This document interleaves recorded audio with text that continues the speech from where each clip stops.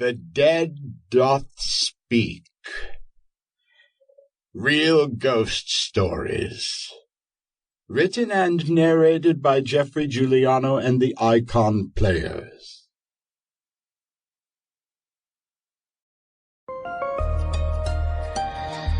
Icon Audio Arts.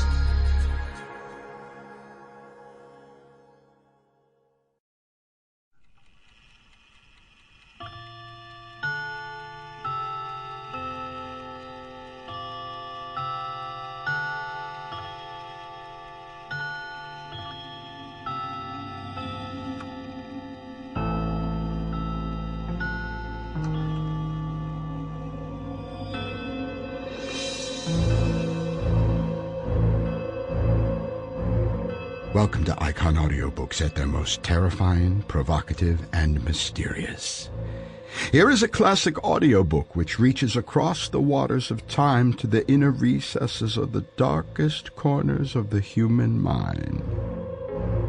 Whether or not these are truly horror stories depends on the always fragile state of mind of the attentive listener, but they are dark, often foreboding, and delightfully full of dread. Perhaps more than pure horror, they are rather cautionary tales, displaying the depths of immorality, criminality, and insanity which has plagued mankind from time immemorial. Or perhaps they are something more, a frightening window into the unknown, the otherworldly, and the truly evil. One thing for sure, however, this jarring, well-crafted tale of desperation, death, and depravity has the power to rattle the expectant listener to the very core, as well as opening doors that might better stay closed. Dark roads which should not be traveled, and alleyways to misadventure, which wander off deep into the weeds of self-doubt and isolation. So join us, please, on this unexpected journey into the unknown, which may well lead you into a room full of mirrors. But I warn you, you might not like what you see. But don't worry, I'll be with you every step of the way.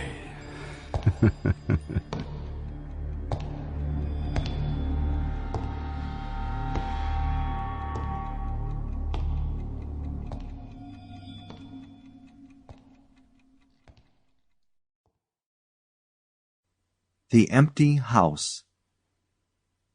Certain houses, like certain persons, manage somehow to proclaim at once their character for evil. In the case of the latter, no particular feature need betray them. They may boast an open countenance and an ingenuous smile, and yet a little of their company leaves the unalterable conviction that there is something radically amiss with their being, that they are evil. Willy-nilly they seem to communicate an atmosphere of secret and wicked thoughts, which makes those in their immediate neighborhood shrink from them as from a thing diseased.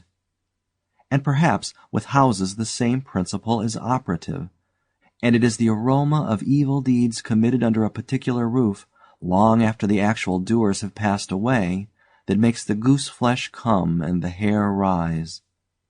Something of the original passion of the evildoer, and of the horror felt by his victim, enters the heart of the innocent watcher, and he becomes suddenly conscious of tingling nerves, creeping skin, and a chilling of the blood. He is terror-stricken without apparent cause. There was manifestly nothing in the external appearance of this particular house to bear out the tales of the horror that was said to reign within. It was neither lonely nor unkempt. It stood crowded into a corner of the square, and looked exactly like the other houses on either side of it.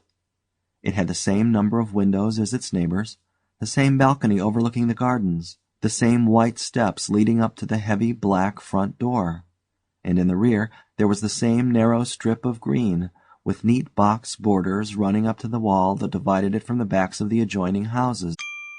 Sample complete. Ready to continue?